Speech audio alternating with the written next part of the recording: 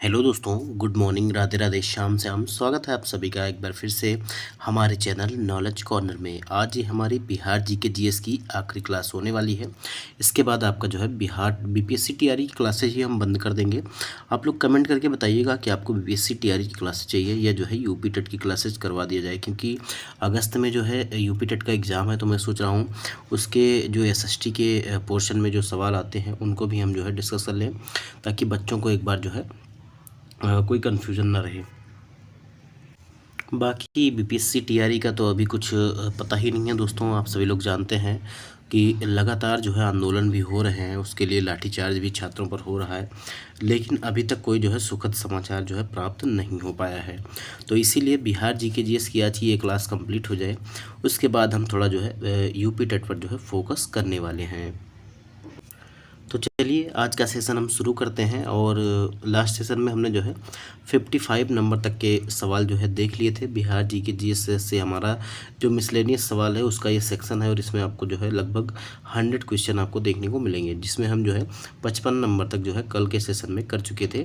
तो आज हम उसके आगे के क्वेश्चन देखेंगे। देखिए, इसमें से कुछ क्वेश्चन जो है बिहार से भी रिलेटेड मिलेंगे और कुछ जो है बाहर से भी रिलेटेड मिलेंगे। तो आप लोग ये मत कहिए कमेंट बॉक्स में कि ये बिहार स्पेशल से नहीं है। ये मिसलेनियस सवाल हैं जो कि बिहार जीके जीएस के अंतर्गत जो है पूछ लिए गए थे, तो इसीलिए आपको ये भी कर लेना चाहिए। और ये बहुत ही इंपॉर्टेंट सवाल है जो आपके एग्जाम में पूछे जाते हैं। तो आप सभी से निवेदन है कि जिन्होंने भी अभी तक हमारे चैनल को सब्सक्राइब नहीं किया है, चैनल को सब्सक्राइब कर लेंगे और बेल आइकन को प्रेस कर लेंगे, ताकि जब भी वीडियो अपलोड हो तो आपको नोटिफिकेशन मिल जाया करे। आपको हमारे इसी वीडियो के डिस्क्रिप्शन में आपको हिस्ट्री, ज्योग्राफी, पॉलिटी और बिहार जीके जीएस से संबंधित सवाल जो पीवाईक्यू हमने करवाए हैं उन सभी की प्लेलिस्ट मिल जाएगी। इसके अलावा साइंस की भी क्लासेज और बिहार जीके जीएस की सचिन एकेडमी की बुक, दानिश सर की बुक, सभी का पीवाईक्यू आपको इसमें देखने को मिल जाएगा। तो आप सभी जाकर उसको भी देख सकते हैं। और जैसे ही एक बार कोई जो है पॉजिटिव न्यूज़ आती है, उसके बाद जो है हम फिर जो है अपना क्लासेस जो है स्टार्ट कर देंगे। देखिए, हमें बैच तो बेचना नहीं है कि जैसे ही थोड़ा कुछ कोई भी खबर निकल के आती है हम तुरंत अपना बैच लॉन्च कर देते हैं। हम आपको कोई भी आपके इंपॉर्टेंट एग्ज़ाम जो होने वाले हैं, जो टीचिंग रिलेटेड होने वाले हैं, उनसे संबंधित हम पीवाईक्यू आपको सॉल्व करवा देंगे और उसका पीडीएफ भी आपको प्राप्त करवा देंगे फ्री ऑफ कॉस्ट। तो चलिए हम शुरू करते हैं। आज का हमारा पहला सेशन है कि चिपको आंदोलन है। देखिए, पेड़ों को काटने से बचाने के लिए चिपको आंदोलन सुंदरलाल बहुगुणा के जो है नेतृत्व में जो है शुरू किया गया था। आपने नाम जो है सुना होगा। तो यहाँ पर कह रहा है कि चिपको आंदोलन है। तो चिपको आंदोलन जो है छुआछूत रोकने का आंदोलन नहीं है, ये आपका गलत हो जाएगा। वृक्षों को बचाने के लिए ये आंदोलन था, ठीक है। ये वृक्षों को बचाने के लिए आंदोलन था। मुख्यतः जो है लोग जो है पकड़ के जो है चिपक जा रहे थे, तो इसीलिए जो है इसको चिपको आंदोलन कहा गया, ठीक है। दुग्ध उत्पादन के लिए भी एक संघ नहीं है, इनमें से कोई भी नहीं है। तो ये आपका बी विकल्प सही हो जाएगा। ये पेड़ों को बचाने का एक जो है तरीका था और एक आंदोलन था। देखिए, भाले कुलाड़े चमकेंगे, हम पेड़ों पर चिपकेंगे, पेड़ों पर हथियार उठेंगे, हम भी उनके साथ कटेंगे। इसी नारे के साथ वर्ष 1973-74 में पेड़ों को बचाने के लिए चमोली की महिलाओं ने गौरा देवी के नेतृत्व में पेड़ों को कटने से बचाने के लिए पेड़ों से चिपककर अहिंसक चिपको आंदोलन शुरू किया। चंडी प्रसाद भट्ट और सुंदरलाल बहुगुणा आदि पर्यावरणविदों ने भी चिपको आंदोलन को विश्व में पहचान दिलाई। सबसे ज़्यादा आपको जो है गौरा देवी का नाम और सुंदरलाल बहुगुणा का नाम आपको देखने को मिलता है। अगला सवाल देखिए, स्टार टीवी के मालिक कौन है? ये सवाल आपसे पूछा जा रहा है, स्टार टीवी के मालिक कौन है? तो स्टार इस तरह के सवाल वैसे दोस्तों पूछे नहीं जाते हैं, लेकिन आप लोग इसका जो है जवाब जान लीजिए।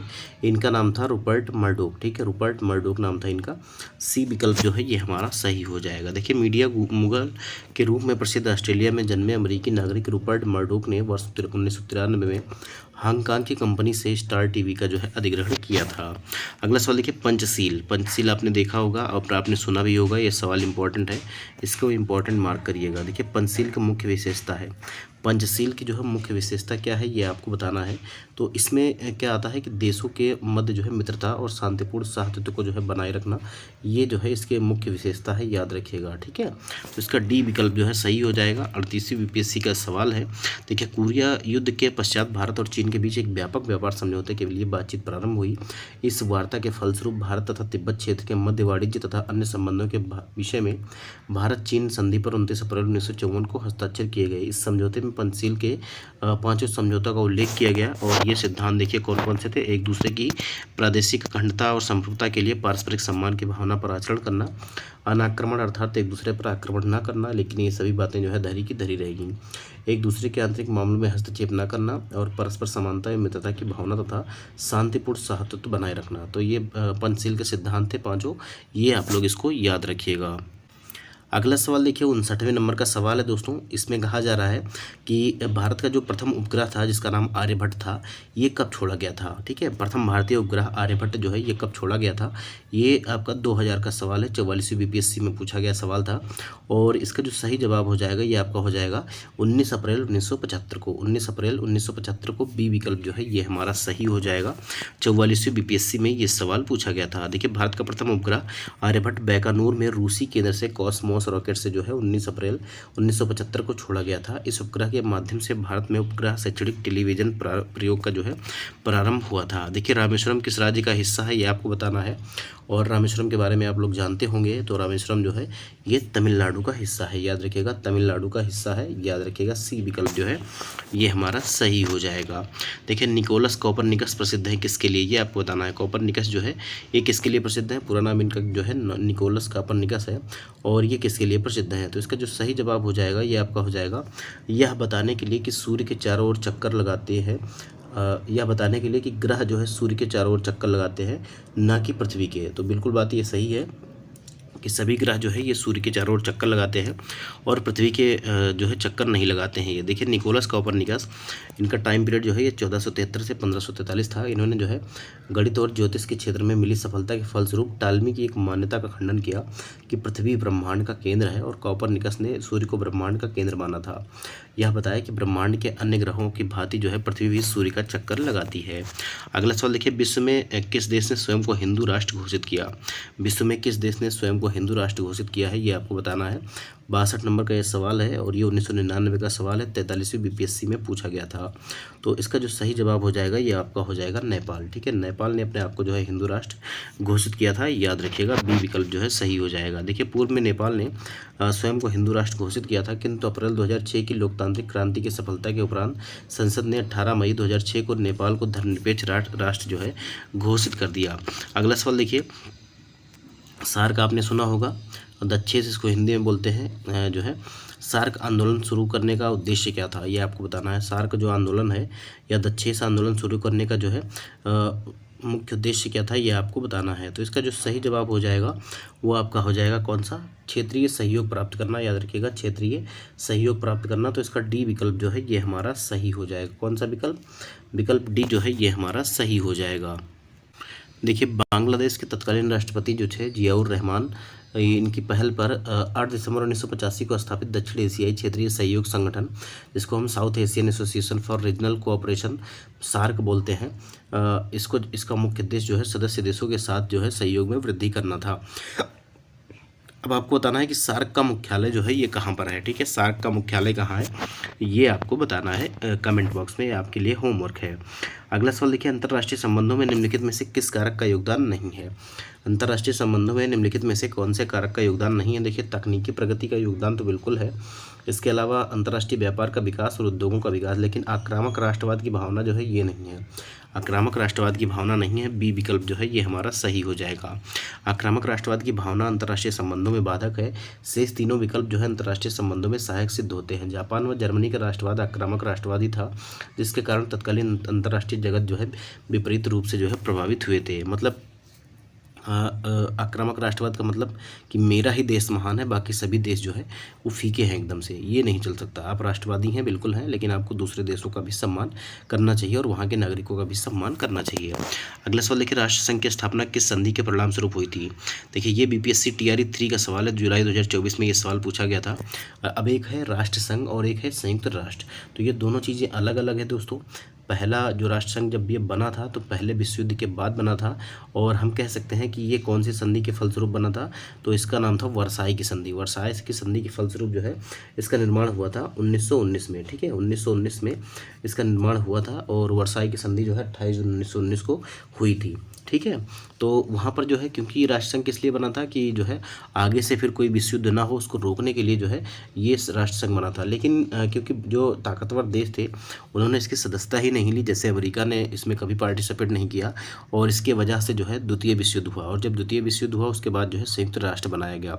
तो ये सारी चीज़ें हैं, राष्ट्र संघ को जो है ख़त्म कर दिया गया और उसके स्थान पर जो है संयुक्त राष्ट्र बनाया गया। तो ये बीपीएससी टीआरई 3 में पूछा गया था जुलाई 2024 में।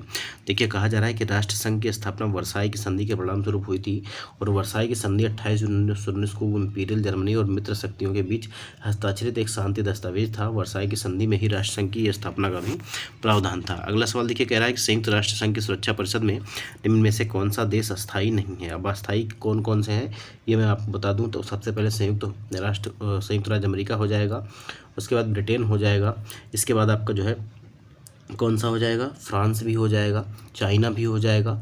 ये सारे देश हैं, लेकिन जो है जापान को जो है अस्थायी सदस्यता नहीं प्राप्त है, याद रखिएगा। तो ये आपका सही हो जाएगा, ठीक है। इसमें से अगर हम देखें तो इसके जो 15 सदस्य हैं सुरक्षा परिषद में, इनमें से 10 जो है वो अस्थायी हैं। प्रत्येक 2 वर्ष पर जो है इनका चुनाव होता है, और अलग अलग देश जो है इसमें बैठते हैं या प्रतिभाग करते हैं। बाकी जो 5 देश हैं वो आपके कौन कौन से हैं जो अस्थायी हैं, मतलब वीटो पावर जिनके पास है, संयुक्त राज्य अमेरिका हो गया, ब्रिटेन हो गया, फ्रांस हो गया, रूस हो गया और चाइना हो गया। ये 5 ही जो है ये अस्थायी सदस्य हैं। ये चीज़ आप लोग याद रखिएगा। देखिए संयुक्त राष्ट्र की सुरक्षा परिषद में 5 देश जो है, जिसमें यूएसए और यूके और फ्रांस, रूस और चाइना ही जो है ये अस्थायी सदस्य हैं। 15 सदस्यीय सुरक्षा परिषद में से 10 जो है अस्थायी सदस्य देशों का चुनाव 2 वर्ष के लिए होता है। मान लीजिए 2 वर्ष भारत को मिला है, तो अगला 2 वर्ष जो है वो भारत का नहीं होगा, वो किसी और देश का होगा। वर्ष 2024-25 के लिए अल्जीरिया, गुआना, कोरिया गणराज्य, सियरा लियोन, स्लोवानिया को संयुक्त राष्ट्र सुरक्षा परिषद का अस्थायी सदस्य जो है चुना गया है। देखिए फिर से एक सवाल आपसे पूछा जा रहा है, उसी से मिलता जुलता 43वीं बीपीएससी में पूछा गया है कि इन देशों में से कौन सा देश जो है संयुक्त राष्ट्र संघ का अस्थायी सदस्य नहीं है। तो मैंने आपको क्या बताया, फ्रांस है, और इसके अलावा अगर हम देखें तो चाइना भी है, और यूनाइटेड किंगडम भी है, जिसको हम ब्रिटेन कहते हैं, और ये आपका जो है जर्मनी जो है ये आपका नहीं हो जाएगा, ठीक है। बी विकल्प जो है ये हमारा सही हो जाएगा। कौन सा विकल्प, विकल्प बी जो है ये हमारा सही हो जाएगा। अगला सवाल देखिए, वैश्वीकरण के पीछे मुख्य विचार है। वैश्वीकरण या ग्लोबलाइजेशन जो है इसके पीछे जो है मुख्य विचार क्या है ये आपको बताना है। तो इसका जो मुख्य विचार है, आपसी सामान्य दृष्टिकोण रखते हुए समस्त अंतर्राष्ट्रीय समुदाय के साथ जो है कार्य करना, ठीक है। तो यही इसका जो है दृष्टिकोण है और मुख्य विचार है। तो सी विकल्प इसका जो है ये हमारा सही हो जाएगा। देखिए आपसी सामान्य दृष्टिकोण रखते हुए समस्त अंतर्राष्ट्रीय समुदाय के साथ काम करना ही वैश्वीकरण के मुख्य विचार हैं। और यहाँ आपसी सामान्य दृष्टिकोण का आशय समान नियमों के आधार पर प्राप्त लाभों का राष्ट्रों के बीच वितरण से है। इस संदर्भ में जो है विश्व व्यापार संगठन का उदाहरण दिया जा सकता है। अगला सवाल देखिए, निम्नलिखित यूरोपीय यूनियन देशों में से फिलिस्तीन राज्य को आधिकारिक मान्यता देने वाला प्रथम कौन है। इनमें से कौन जो है, किसने जो है सबसे पहले फिलिस्तीन को जो है राज्य को आधिकारिक मान्यता दी थी, ये आपको बताना है। तो इसका जो सही जवाब हो जाएगा वो आपका हो जाएगा स्वीडन, ठीक है। स्वीडन हो जाएगा, ए विकल्प जो है ये हमारा सही हो जाएगा। 56वीं से 59वीं बीपीएससी प्री 2015 में ये सवाल पूछा गया था। देखिए यूरोपीय यूनियन देशों में फिलिस्तीन राज्य को आधिकारिक मान्यता प्रदान करने वाला प्रथम देश स्वीडन है, और अक्टूबर 2014 में स्वीडन द्वारा फिलिस्तीन राज्य को आधिकारिक मान्यता प्रदान की गई। 30 सितंबर 2015 को पहली बार न्यूयॉर्क स्थित संयुक्त राष्ट्र संघ मुख्यालय पर फिलिस्तीन का ध्वज जो है लगाया गया। अगला सवाल देखिए, अंतर्राष्ट्रीय विकलांग दिवस कब मनाया जाता है। अंतर्राष्ट्रीय विकलांग दिवस जो है ये कब मनाया जाता है, 17वें नंबर का ये सवाल है। और इसका जो सही जवाब हो जाएगा ये कौन सा हो जाएगा। देखिए 10 दिसंबर, 3 दिसंबर, 24 अक्टूबर या 19 नवंबर को। तो इसका जो सही जवाब हो जाएगा ये आपका जो है 3 दिसंबर हो जाएगा। डी विकल्प जो है सही हो जाएगा। अंतर्राष्ट्रीय विकलांग दिवस जो है 3 दिसंबर को मनाया जाता है, और संयुक्त राष्ट्र महासभा ने 1981 को विकलांग व्यक्तियों का अंतर्राष्ट्रीय दिवस के रूप में घोषित किया था। और संयुक्त राष्ट्र संघ ने 3 दिसंबर 1992 से प्रतिवर्ष अंतर्राष्ट्रीय विकलांग दिवस मनाने की स्वीकृति प्रदान की थी। और वर्तमान में विश्व की कुल जनसंख्या का लगभग 15% जनसंख्या जो है विकलांगता से ग्रसित है। अगला सवाल देखिए, 71 नंबर का सवाल है। कहा जा रहा है कि संयुक्त राष्ट्र शांति अभियानों के संदर्भ में निम्नलिखित कथनों पर विचार कीजिए। तो निम्नलिखित कथनों पर विचार कीजिए। तो कौन कौन से कथन यहाँ पर दिए गए हैं, देखिए कह रहा है संयुक्त राष्ट्र संघ शांति रक्षक बल का प्रयोग केवल अपनी आत्मरक्षा के लिए कर सकते हैं, ठीक है। तो देखिए यहाँ पर सबसे पहले ये देखिए कौन कौन सा सही है आप कह रहा है। तो बिल्कुल जो है ये आपका जो है अपनी रक्षा के लिए नहीं कर सकते हैं। ये जो है युद्ध को रोकने के लिए जो देश अपना रक्षा करने में विफल है उनकी रक्षा के लिए ये आरक्षक बल का जो है प्रयोग कर सकते हैं। तो ये तो गलत हो जाएगा। और शांति स्थापना अभियान केवल संयुक्त राष्ट्र सुरक्षा परिषद के एक प्रस्ताव द्वारा वापस लिया जा सकता है, तो ये बिल्कुल सही हो जाएगा। और संयुक्त राज्य अमेरिका संयुक्त राष्ट्र शांति अभियान में सबसे बड़ा बजट का योगदान करता है, तो ये भी आपका सही हो जाएगा। तो दूसरा और तीसरा सही है और पहला गलत है। तो यहाँ पर देखिए कह रहा है कौन कौन से कथन सही हैं, तो दूसरा और तीसरा जो है यही आपका सही हो जाएगा, दूसरा और तीसरा, ठीक है, बी विकल्प इसका सही हो जाएगा। देखिए कथन एक जो है सत्य है, संयुक्त राष्ट्र शांति रक्षक बल का प्रयोग आत्मरक्षा के साथ साथ जो है अधिदेश की जो है सुरक्षा में भी कर सकते हैं। शेष कथन 2 और 3 जो है सत्य हैं। संयुक्त राज्य अमेरिका ने वर्ष 2020-21 में संयुक्त राष्ट्र शांति अभियानों में सर्वाधिक जो है लगभग 28% का योगदान दिया था। इसीलिए जो है जब अमेरिका कुछ उल्टा सीधा करता है तो संयुक्त राष्ट्र जो है चुपचाप बैठा देखता रहता है। अगला सवाल देखिए, रूस का सेंट पीटर्सबर्ग शहर किसके तट पर है, ये आपको बताना है। रूस का जो सेंट पीटर्सबर्ग शहर है ये किसके तट पर है, काला सागर के या कैस्पियन सागर के या बाल्टिक सागर के या उत्तरी सागर के। तो इसका जो सही जवाब हो जाएगा ये कौन सा हो जाएगा दोस्तों, तो इसका सही जवाब हो जाएगा ये जो है ये बाल्टिक सागर के किनारे स्थित है, याद रखिएगा बाल्टिक सागर के। तो इसका सही जवाब सी विकल्प हो जाएगा, ठीक है। बीपीएससी सीडीपीओ प्री 2018 में ये सवाल पूछा गया था। देखिए बाल्टिक सागर के किनारे सेंट पीटर्सबर्ग एक बंदरगाह है और यह देश आबादी के हिसाब से दूसरा सबसे बड़ा शहर है। सेंट पीटर्सबर्ग 2 शताब्दियों तक रूस की राजधानी थी। अगला सवाल देखिए, यहाँ पर देखिए इसरो कह रहा है, ठीक है, इसरो कह रहा है, बीच में थोड़ा मिसप्रिंट हो गया है, तो इसरो कह रहा है। इसरो का पूरा नाम क्या है ये आपको बताना है। इंडियन सैटेलाइट रिसर्च ऑर्गेनाइजेशन या इंडियन साइंटिफिक रिसर्च ऑर्गेनाइजेशन या इंडियन स्पेस रिसर्च ऑर्गेनाइजेशन। तो अगर आप इंडिया के हैं तो आप सभी लोग जानते होंगे कि भारत की जो स्पेस एजेंसी है उसका नाम है इसरो, ठीक है, इसका नाम है इसरो। और इसका जो पूरा नाम है इसको बोलते हैं Indian Space Research Organisation, Indian Space Research Organisation. तो ये आपका सी विकल्प जो है ये हमारा सही हो जाएगा। इसरो का संक्षिप्त रूप क्या है, तो इसरो जो है इसी का संक्षिप्त रूप है किसका, इंडियन स्पेस रिसर्च ऑर्गेनाइजेशन का। याद रखिएगा 65 बीपीएससी में ये सवाल पूछा गया था। इसका गठन कब हुआ था, तो इसको आप लोग याद रखिएगा 1969 को, 15 अगस्त 1969 को इसका गठन किया गया था। और इसका जो मुख्यालय है वो आपका बेंगलुरु में है। अगला सवाल देखिए कहा जा रहा है कि भारत में हरित क्रांति का श्रेय जो है किसे दिया जाता है। भारत में हरित क्रांति का श्रेय जो है किसको दिया जाता है ये आपको बताना है। तो डॉक्टर एम.एस. स्वामीनाथन, याद रखिएगा डॉक्टर एम.एस. स्वामीनाथन को जो है भारत में हरित क्रांति का जो है श्रेय दिया जाता है, याद रखिएगा। इसके बाद अगर वी कुरियन की बात की जाए तो इनको जो है विश्व में हरित क्रांति का जनक माना जाता है। सुंदरलाल बहुगुणा जो है ये चिपको आंदोलन से संबंधित थे, आप सभी लोग जानते हैं इनको। हमने जब पहला सवाल देखा था 55 नंबर का तभी इनका नाम पढ़ा था, तो ये आपका ए विकल्प सही हो जाएगा। देखिए ये TRE 3 का सवाल है, जुलाई 2024 में पूछा गया था। वर्ष 1966-67 में भारत सरकार ने हरित क्रांति की शुरुआत की और डॉक्टर एम.एस. स्वामीनाथन को भारत की हरित क्रांति के जनक के रूप में जाना जाता है। अगला सवाल देखिए, सूची 1 का जो है सूची 2 से मिलान करना है, ठीक है, तो चलिए मिला देते हैं फटाफट। अर्जुन पुरस्कार प्राप्तकर्ता जो है 2020 का यहाँ पर दिया गया है और ये जो है खेल दिया गया है। तो इसका जो सही जवाब हो जाएगा वो कौन सा हो जाएगा, अतानु दास। अगर अतानु दास की बात करें तो इनको तीरंदाजी में मिला था, तो पहले का जो है 3 हो जाएगा, 3। इसके अलावा अगर हम बात करें सावंत अजय अनंत की तो इनको जो है घुड़सवारी में मिला था, तो इसके बाद 4 हो जाएगा, 3 के बाद 4। और फिर काले सारिका सुधाकर को खो खो में मिला था, तो ये आपका 2 हो जाएगा। और फिर आपका दत्तू बाबन भोकनाल को जो है ये नौकायन में मिला था, तो ये आपका 1 हो जाएगा। 3 4 2 1 इसका सही मिलान हो जाएगा। और 3 4 2 1 देखिए पहले ही विकल्प में दिया गया है, तो इसीलिए इसका जो है विकल्प ए हमारा सही हो जाएगा। विकल्प ए जो है ये हमारा सही हो जाएगा। अगला सवाल देखिए, ऑपरेशन बरगा ने भारत के निम्न में राज्य सरकार के लिए देश में संधारण प्राप्त किया था। तो ऑपरेशन बरगा जो है ये कौन से राज्य के लिए चलाया गया था ये आपको बताना है। तो इसका सही जवाब कौन सा हो जाएगा, तो ये पश्चिम बंगाल में जो है चलाया गया था राज्य सरकार के लिए, पश्चिम बंगाल में राज्य सरकार। तो ये आपका जो है ए विकल्प जो है सही हो जाएगा। इसका जब हम एक्सप्लेनेशन देखेंगे थोड़ा सी चीज़ें जो है समझ में आएंगी।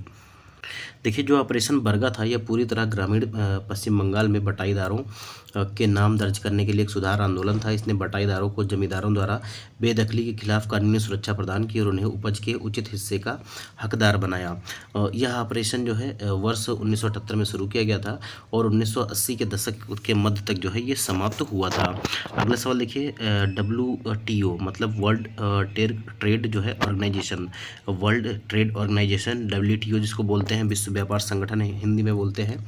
इसके जो है प्रथम अध्यक्ष कौन थे ये आपको बताना है। देखिए प्रथम अध्यक्ष यहाँ पर पूछा गया है और प्रथम अध्यक्ष के साथ साथ आपको बताना है वर्तमान में इसके अध्यक्ष कौन है ये आपको बताना है। तो पहले इसको जो है GATT के नाम से जानते थे, याद रखिएगा GATT के नाम से पहले इसको जानते थे और GATT के स्थान पर जो है WTO की स्थापना की गई थी 1 जनवरी 1995 को।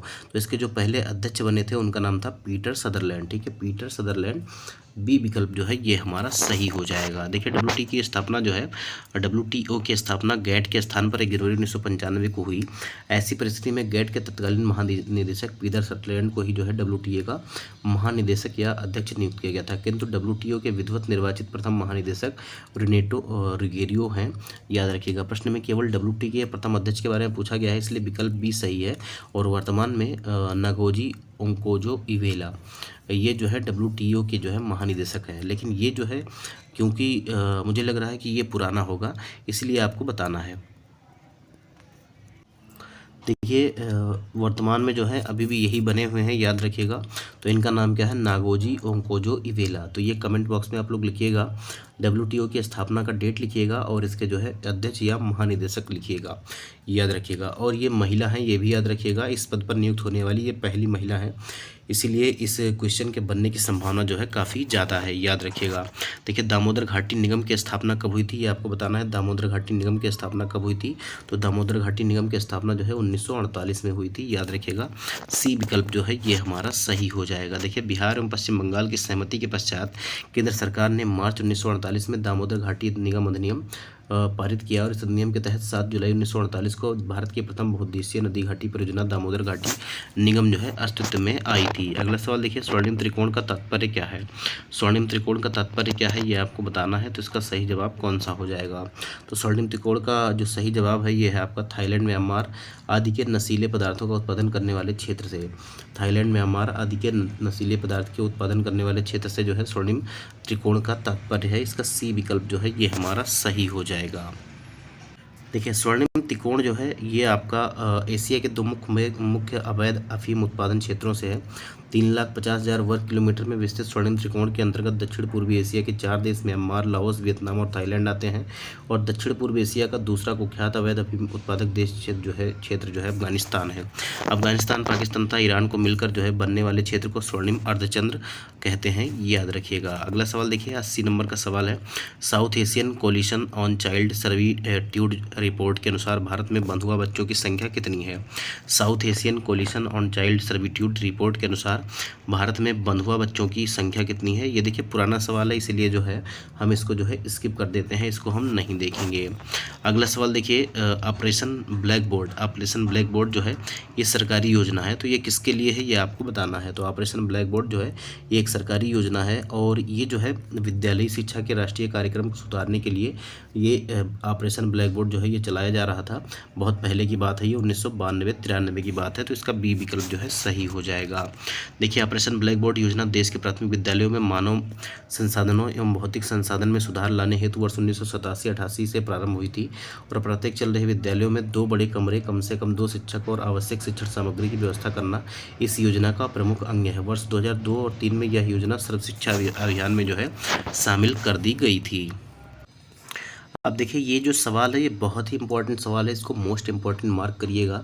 ये आपके एग्ज़ाम में पूछेगा, बिहार का कोई भी एग्ज़ाम हो ये सवाल मुझे लग रहा है ज़रूर पूछा जाएगा। देखिए मानव मधु कश्यप, ठीक है, मानव मधु कश्यप। अब ये उल्टा भी पूछ सकता है, अभी मैं आपको बताऊंगा कैसे। मानवी मधु कश्यप हाल में बिहार की पहली ट्रांसजेंडर बनी है। बिहार की पहली ट्रांसजेंडर ये बनी है।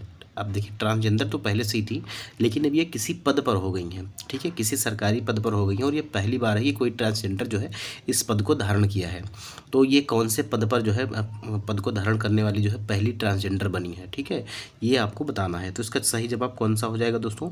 तो ये जो है पुलिस उप निरीक्षक का पद इन्होंने धारण किया है और पुलिस उप निरीक्षक बनने वाली जो है पहली जो है ट्रांसजेंडर बनी है। तो डी विकल्प जो है ये सही हो जाएगा। अब देखिए ये कहेगा कि जो है जो पहली ट्रांसजेंडर हैं जो पुलिस उप निरीक्षक के पद पर तैनात हुई हैं या उन्होंने पद को धारण किया है, उनका नाम क्या है। तो मानवी मधु कश्यप उनका नाम है, याद रखिएगा। वो बिहार की हैं, ये भी पूछ सकता है कि वो कौन से राज्य की हैं, तो ये बिहार की हैं। वैसे बिहार की ही पहली हैं, याद रखिएगा। तो बिहार का ये पूछेगा। ये हो सकता है कि ये एक बार आपसे पद पूछ ले या फिर नाम पूछ ले, तो ये दोनों में उलटफेर करके ये पूछ सकता है, तो आप इसको दोनों को याद रखिएगा। 17वीं बीपीएससी का ये प्री में पूछा गया सवाल है 2024 में।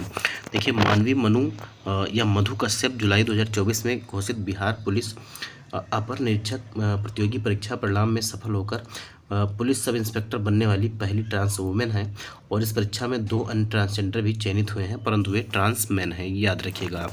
अगला सवाल देखिए, 83 नंबर का सवाल है। ये भी बीपीएससी प्री 2024 में पूछा गया था 17वीं बीपीएससी में। निम्नलिखित में से कौन सा एक जो है टेक्नोपोलिस है, कौन सा एक जो है टेक्नोपोलिस है, ये आपको बताना है। तो टेक्नोपोलिस कौन सा है, तो ये आपका सिलिकॉन वैली है, याद रखिएगा, सिलिकॉन वैली है। ए विकल्प जो है इसका ये हमारा सही हो जाएगा।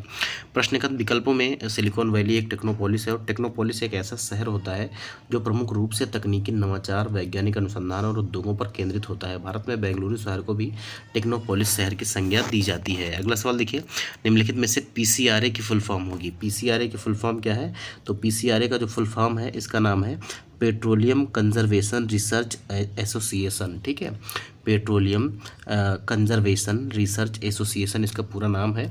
और इसको हिंदी में क्या कहेंगे, तो हिंदी में कहेंगे पेट्रोलियम संरक्षण अनुसंधान संघ, ठीक है, अनुसंधान संघ बोलेंगे इसको, पेट्रोलियम संरक्षण अनुसंधान संघ बोलेंगे। तो सी विकल्प इसका जो है ये सही हो जाएगा। 17वीं बीपीएससी प्री 2024 में पूछा गया था।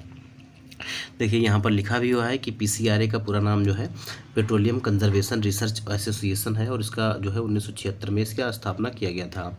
और इसमें जो है पेट्रोलियम संरक्षण कार्य समूह का पुनर्गठन कर 1978 में पीसीआरए की स्थापना एक पंजीकृत जो है सोसाइटी के रूप में पेट्रोलियम और प्राकृतिक गैस मंत्रालय के तत्वाधान में की गई थी। यह अर्थव्यवस्था के विभिन्न क्षेत्रों यथा उद्योग, कृषि, परिवहन, घरेलू और वाणिज्यिक में ऊर्जा संरक्षण और पर्यावरण सुरक्षा हेतु रणनीतियों के विकास एवं क्रियान्वयन के लिए जो है कार्यरत है।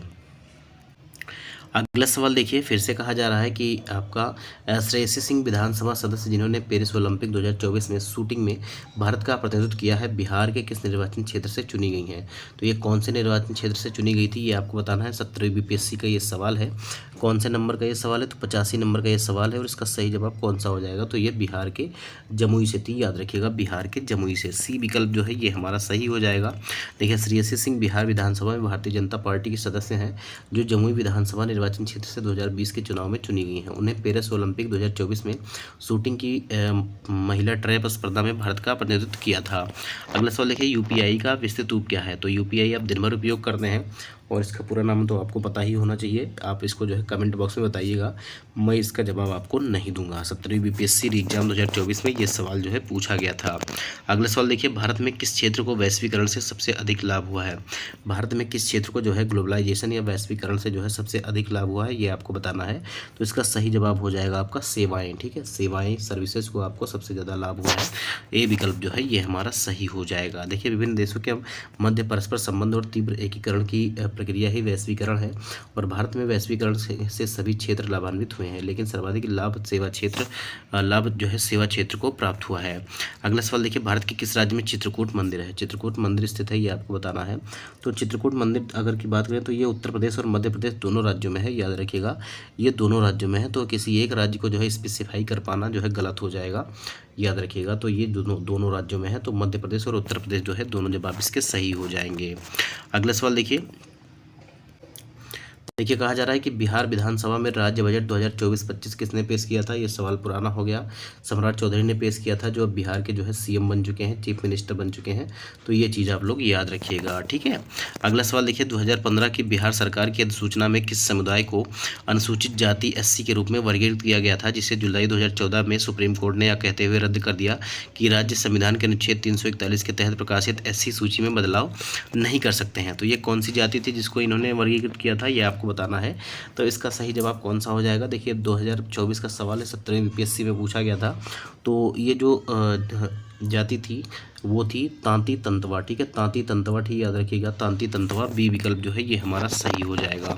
देखिए, बिहार सरकार की 2015 की अधिसूचना में अति पिछड़े वर्ग में शामिल रहे तांती तंतवा समुदाय को अनुसूचित जाति की श्रेणी में वर्गीकृत किया गया था, जिसे जुलाई 2015 में सुप्रीम कोर्ट ने अपने निर्णय में रद्द कर दिया। सुप्रीम कोर्ट ने अपने निर्णय में कहा कि राज्यों को संविधान के अनुच्छेद 341 के तहत प्रकाशित SC सूची में परिवर्तन करने की शक्ति प्राप्त नहीं है, और संविधान के अनुच्छेद 341 के तहत राज्यों में अनुसूचित जातियों की सूची राष्ट्रपति द्वारा संविधान आदेश जारी करके निकाली गई है, जिनमें कोई संविधान संशोधन जो है या कोई भी संशोधन जो है संसद द्वारा विधि बनाकर ही किया जा सकता है, नॉर्मली नहीं किया जा सकता है। ये चीज़ आप लोग याद रखिएगा। अगला सवाल कह रहा है, देखिए 17वीं बीपीएससी का ये भी सवाल है, एग्जाम में पूछा गया था। दुनिया की सर्वाधिक प्राचीन सभ्यता कौन सी है? दुनिया की सर्वाधिक प्राचीन सभ्यता कौन सी है, ये आपको बताना है। तो इसका सही जवाब हो जाएगा मेसोपोटामिया की सभ्यता। मेसोपोटामिया की सभ्यता, डी विकल्प जो है ये हमारा सही हो जाएगा। मेसोपोटामिया सभ्यता को दुनिया की सबसे प्राचीन सभ्यता माना जाता है। यह सभ्यता वर्तमान इराक और उसके आसपास के क्षेत्रों में विकसित हुई थी। इजिप्शियन सभ्यता, मिस्र की सभ्यता का विकास नील नदी की द्रोणी में हुआ था और यह मेसोपोटामिया सभ्यता के बाद की मानी जाती है। अगला सवाल देखिए, अप्रैल 2020 में बिहार शिक्षा विभाग ने डीडी बिहार के माध्यम से निम्नलिखित कार्यक्रम शुरू किया था। तो वो कौन सा कार्यक्रम था, यह आपको बताना है। 17वीं बीपीएससी 2024 में ये सवाल जो है पूछा गया था। तो इसका जो सही जवाब हो जाएगा, ये कक्षा 9-10 के छात्रों के लिए ई सामग्री का प्रसारण। ठीक है, ये कक्षा 9 और 10 के छात्रों के लिए जो है ई सामग्री का प्रसारण करना था और यही कार्यक्रम जो है शुरू किया गया था। बी विकल्प जो है ये हमारा सही हो जाएगा। देखिए, अप्रैल 2020 में बिहार शिक्षा विभाग ने डीडी बिहार के माध्यम से 5 घंटे का समय स्लॉट जो है कक्षा 1, 2, 3, 4, 5 से 8 और 9 से 10 तथा 11 से 12 के लिए 1-1 घंटे का जो है बुक किया था और यह प्रसारण चरणबद्ध तरीके से 28 फरवरी 2021 तक जारी रहा। अगला सवाल देखिए, बिहार में भारतीय राष्ट्रीय कांग्रेस के 100 वर्ष किसके द्वारा संपादित है? बिहार में भारतीय राष्ट्रीय कांग्रेस के 100 वर्ष किसके द्वारा संपादित है, ये आपको बताना है। तो मतलब ये किसके द्वारा लिखा गया है, ये चीज़ बताइएगा आप। ठीक है, 93 नंबर का ये सवाल है और इसका जो सही जवाब हो जाएगा ये हो जाएगा पीएन ओझा के द्वारा। पीएन ओझा के द्वारा जो है बी विकल्प जो है सही हो जाएगा। 17वीं बीपीएससी प्री 2024 का ये सवाल है। ये एक रचना है, याद रखिएगा, ये एक रचना है। बिहार में भारतीय राष्ट्रीय कांग्रेस के 100 वर्ष, ये जो है पीएन ओझा के द्वारा लिखा गया है। आज के सेशन का आखिरी सवाल और इस पूरे जो है बिहार जी के जिस सेशन का आखिरी सवाल, CGT-MSE का पूरा नाम क्या है, ये आपको बताना है। तो इसका सही जवाब है जो है credit guarantee fund trust for micro and small enterprises. Credit guarantee जो है credit guarantee fund trust for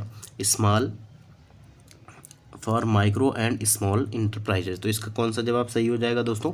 देखिए यहाँ पर लिखा हुआ है credit guarantee trust for micro and small enterprises. तो ये आपका डी विकल्प जो है ये हमारा सही हो जाएगा।